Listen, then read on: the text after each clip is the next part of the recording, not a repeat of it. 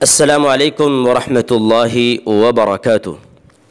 الحمد للہ رب العالمین والصلاة والسلام علی سید المرسلین محمد وعلی آلہ وصحبہ اجمعین، اما بعد۔ ناظرین کرام، سامعین حضرات، آج کا عنوان ہے کہ 11ویں شریف کی حقیقت کیا ہے اور غوث آدم کون ہے۔ جہاں تک تعلق اس بات کا ہے کہ غوث کے معنی کیا ہے، تو فرمایا کہ فریاد رس۔ غوث کے معنی ہے فریاد کو سننے والا اور مراد پوری کرنے والا۔ لیکن غوث آدم سے کون مراد ہے؟ غوث اعظم سے مراد ہیں عبد القادر جیلانی رحمہ اللہ، ولد فی قریۃ جیلان ببغداد، جو بغداد کے جیلان نامی ایک گاؤں میں پیدا ہوئے 470 ہجری میں، اور ان کی وفات ہوئی 561 ہجری میں۔ وہو من اصحاب الحسب والنسب، اور وہ ایک بڑے خاندان سے تھے۔ اور جہاں تک تعلق اس بات کا ہے کہ 11ویں شریف سے کیا مراد ہے، تو جو لوگ 11ویں شریف مناتے ہیں ان کے نزدیک ایک بڑی 11ویں شریف ہوتی ہے اور ایک چھوٹی۔ بڑی 11ویں شریف کیا ہے اور چھوٹی کیا ہے، میں آپ کو دونوں کے بارے میں بتلاؤں گا۔ سب سے پہلی بات تو یہ ہے کہ اسلامی مہینوں کے اعتبار سے چوتھا مہینہ ربیع الثانی ہے۔ ربیع الثانی کی 11 تاریخ کو شیخ عبد القادر جیلانی رحمہ اللہ کی وفات ہوئی۔ تو اسلامی مہینوں کے اعتبار سے چوتھا مہینہ ربیع الثانی، اور ربیع الثانی کی 11ویں تاریخ کو جو پروگرام کیا جاتا ہے، کھانا بنتا ہے، تقسیم کیا جاتا ہے، مٹھائیاں تقسیم ہوتی ہیں، چوتھے مہینے کی 11ویں تاریخ کو، یہ ان کے نزدیک بڑی 11ویں ہے۔ کیوں؟ اس لیے کہ اسی مہینے کی 11ویں تاریخ کو شیخ عبد القادر جیلانی کا انتقال ہوا تھا، اور وہ غوث آدم ہیں ان کے نزدیک۔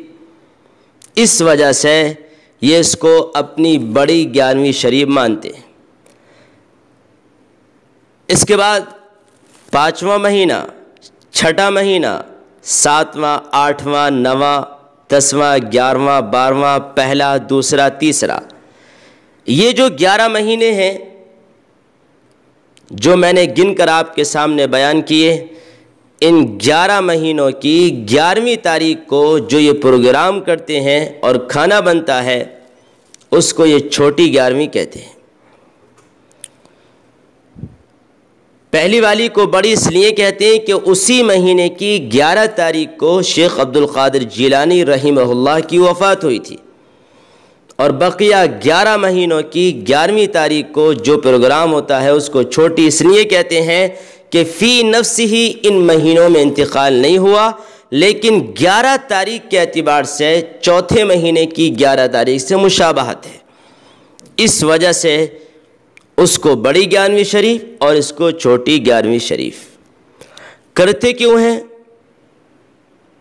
اس لیے تاکہ ہم جو کچھ کر رہے ہیں، ہمارے پیر اور ہمارے غوث کو اس کا پتہ لگ جائے، اور وہ ہم سے راضی ہو جائیں، اور جو کچھ ہم ان سے مانگیں، نعوذ باللہ، وہ ہماری ہر مراد پوری کریں۔ لیکن ایک سوال یہ بھی پیدا ہوتا ہے کہ یہ رسم آئی کہاں سے، کب سے اس کا وجود ہوا؟ عبد القادر جیلانی ولد فی القرن السادس الہجری، ولم يوجد هذا الرسم في القرن الخامس والرابع والثالث والثاني والأول۔ عبد القادر جیلانی رحمہ اللہ 6ٹی صدی میں پیدا ہوئے، اور یہ رسم 5ویں صدی، 4تھی صدی، تیسری، دوسری، پہلی صدی میں کہیں تک نہیں پائی جاتی، یعنی اس رسم کا وجود نہیں ملتا، نہ 5ویں صدی میں، نہ 4تھی صدی میں، نہ تیسری صدی میں، اور نہ دوسری صدی میں، اور نہ پہلی صدی میں۔ وَكَذَلِكَ لَمْ يُوجَدْ هَذَا الرَّسْمُ من القرن السادس الى النصف الاول للقرن الثالث عشر، اور یہ بھی کہا گیا کہ صرف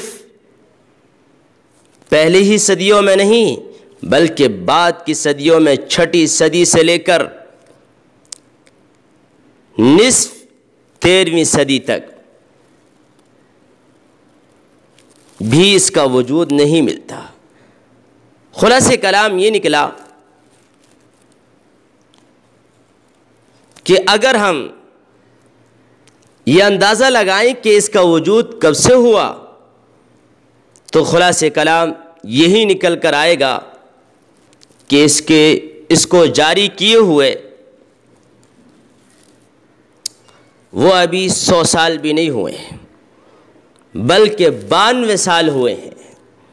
92 سال سے یہ رسم جاری اور ساری ہے۔ جہاں تک تعلق ہمارا ہے تو ہم اس سلسلے میں یہی کہتے ہیں عبد القادر جیلانی ہوا عالم صالح متقی، کہ عبد القادر جیلانی رحمہ اللہ ایک نیک باعمل عالم اور متقی انسان تھے، اور مخلوق میں سب سے افضل انبیاء کرام ہیں، اور انبیاء کرام میں سب سے افضل ہمارے اور آپ کے پیارے نبی محمد عربی صلی اللہ علیہ وسلم ہیں، پھر صحابہ کرام، پھر خلفاء راشدین، پھر عشرہ مبشرہ، پھر تمام صحابہ کرام۔ یہ ترتیب ہے ہمارے ہاں۔ جہاں تک تعلق شیخ عبد القادر جیلانی رحمہ اللہ کا ہے تو میں آپ تمام حضرات سے یہ بھی پوچھنا چاہتا ہوں کہ اگر کسی کی یوم وفات منائی جاتی تو اس کے مستحق سب سے زیادہ ہمارے اور آپ کے پیارے نبی، اور ان کے بعد ابو بکر، عمر، عثمان، علی، عشر مبشرہ اور تمام صحابہ کرام تھے۔ اگر ہم شیخ عبد القادر جیلانی رحمہ اللہ کی وفات کے دن کو مناتے ہیں تو اس میں صحابہ کرام کی توہین لازم آتی ہے، اس لیے کہ ایک طرف ابو بکر، عمر، عثمان، علی، عشر مبشرہ اور دیگر بڑے بڑے صحابہ کرام موجود ہیں۔ ہم جانتے ہیں کہ ان کی وفات کس دن ہوئی، کون سے مہینے میں ہوئی اور کون سی سن میں ہوئی، اس کے باوجود بھی ہم کچھ نہیں کرتے۔ کیوں؟ اس لیے کہ ابو بکر رضی اللہ عنہ کی وفات کے بعد عمر، حضرت عثمان، حضرت علی اور دیگر بڑے بڑے صحابہ کرام نے کچھ نہیں کیا تھا۔ اگر کہیں تک اس کا وجود ہوتا تو صحابہ کرام اس عمل کو کبھی بھی نہیں چھوڑتے۔ بہرحال خلاصہ کلام یہ نکلا کہ ہمیں اس طرح کی تمام چیزوں سے دور رہنا چاہیے اور ہمیں اس مسئلے کے بارے میں غور کرنی چاہیے۔ اللہ تعالیٰ مجھے بھی اور آپ کو بھی یقین نصیب فرمائے۔ والسلام علیکم ورحمۃ اللہ وبرکاتہ۔